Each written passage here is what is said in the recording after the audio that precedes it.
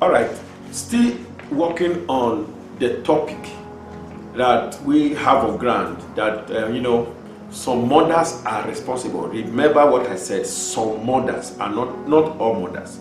Some mothers are responsible for the premature death of their male children, especially those ones that are married to the women they don't want. Yes, to the women they don't want, because as the women keep being at loggerheads, it is affecting that son, that male child, negatively. Now, to draw your attention to what, to buttress my point is, I will draw your attention to a scripture in the Bible. In 1 Kings chapter 3, there is a story there. 1 Kings chapter 3. I believe if you read from verse 16 of 1 Kings chapter 3, because I don't want this video to be too long, you will study it by yourself. But let me just quickly recap the story. It is about two women. The both of them, they had children almost the same time. It was just 3 days interval. These are these two women, they live together in the same house. So the Bible said one of the women, at night she suffocated her son. She laid upon her son, and the child died. Okay, so when she now rose up in the night and discovered that the child has died, what she did, she exchanged the dead child with the living child of her roommate. And in the morning, when the roommate woke up to breastfeed her child, then she now discovered that the child is dead. This happened in the days when King Solomon was the king. All right, so what happened? This issue brought them before the king. And the woman whose child died was laying claim upon the son, the child of the woman, the living one. While the living woman said, I know my son. This is not my son. This is not my child. The dead one is not my child. I know my child. This is not my child. So what the king did at the tail end of the story was, he demanded for a sword and said, let's cut the child into two so that both of you will have equal half. So the woman whose child died said yes, they should kill the child. While the one whose is the child said, no, please leave the child, let the child be alive, give it to the woman, at least let the child be alive. So from there, the king understood the sympathy a mother should have, the love a mother should have for the child, and said, this is the woman, this is the mother of the child, give the child to the mother. That was great wisdom. There are a lot to be brought out from that story, but the aspect I want to bring out now, for the sake of this message, for the sake of this video, is the part where that woman who killed her child at night, the woman who killed her own child, overlaid her child, suffocated the child. When the child died, what did the woman do? She discovered that her roommate, who is also her challenge, her roommate, because many mothers, the people you carry around yourself that are your friends, that you are listening to, that are energizing you against the peace of marriage in your son's home, because you do not like that woman, and the people whom you are speaking to, or the person whom you are speaking to, that are energizing you to keep fighting your daughter-in-law, and thereby causing unrest in your son's family. They may be in contention with you. Just because theirs is bad, they want your own to be bad too. So just because that woman's child died, she went to exchange it. She wants the other woman to also lose her own child. She wants that woman to be in her own category of people who have lost that, or people who theirs is not good. This is one of the things most of you should understand. Most people who are giving you advice and you are following their advice, and you are fighting your daughter-in-law that you are supposed to be at peace with, so that your son's peace will be intact. You keep fighting that your daughter-in-law. I am speaking to you. The day I will speak to the daughter-in-law is coming. But you, mother-in-law, you are the one I am talking to. You have more experience than your daughter-in-law.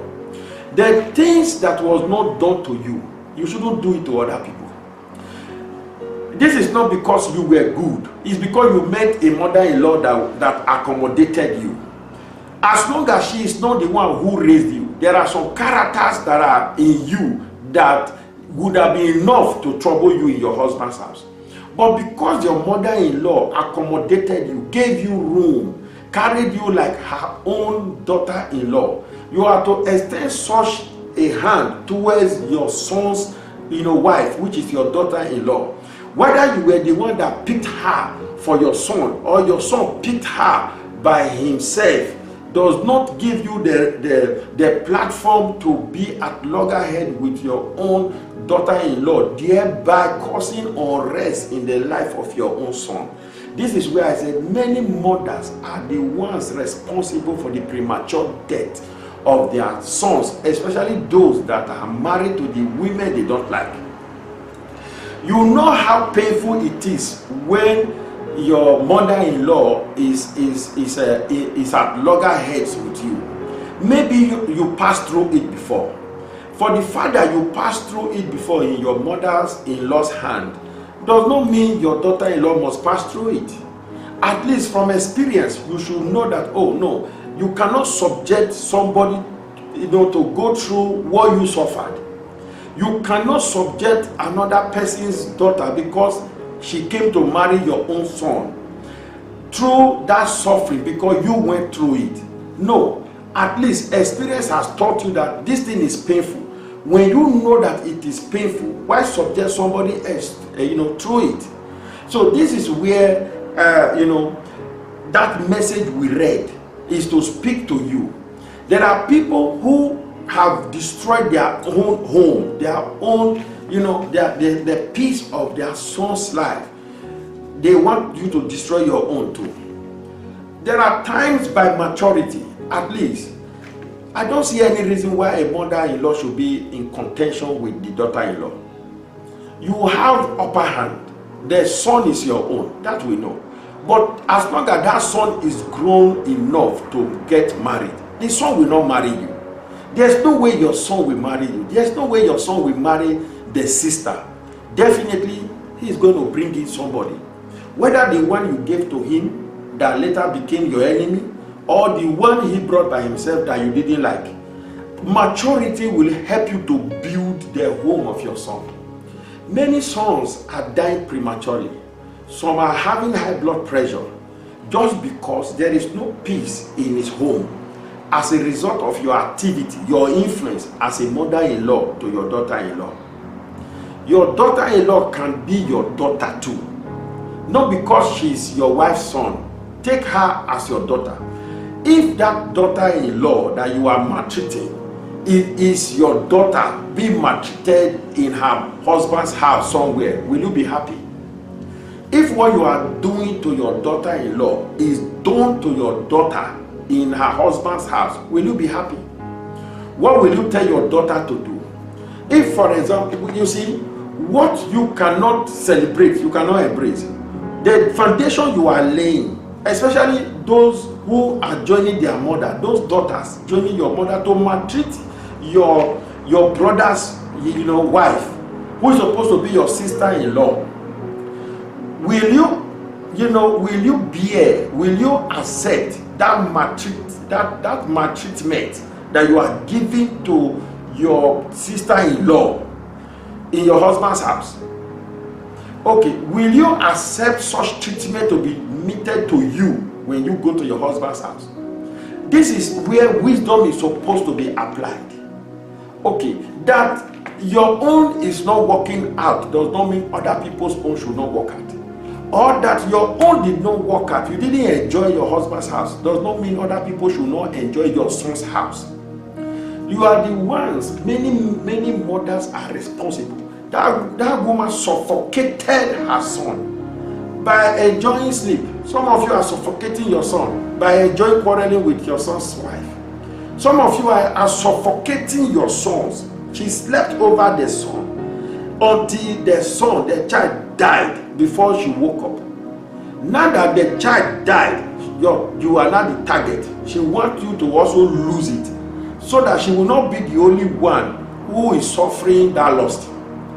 Some of you, it is your sister that is pushing you to spoil your son's home. Some of you, it is your friend that is pushing you to spoil your son's home. So you now become a mother-in-law who is fighting your daughter-in-law. A woman who found your son, your home, to be lovely enough to say, let me be part of this home. And as she comes in, you want to let her know that you are the one who is supposed to be in charge of all. You cannot be in charge of your husband's home and still be in charge of your son's home. It's not possible. It's your son. Allow them enjoy their life. Allow them enjoy their marriage. All they need from you is advice. As a mother-in-law, you will advise. You will guide. Guide them. These are children. Guide them. You will know that if they do that to you in your husband's house, it will be painful. Why do such a thing to your son or your daughter-in-law? Because the more you do such things, the more you take away their happiness, the more you take away their peace. And when there is no peace in their marriage, it will reflect in the life of your son. So this is where many mothers are the ones suffocating their son and killing them and causing their premature death, especially those who are married to the wives they didn't accept. God bless you. I will see you in the next message. God bless you.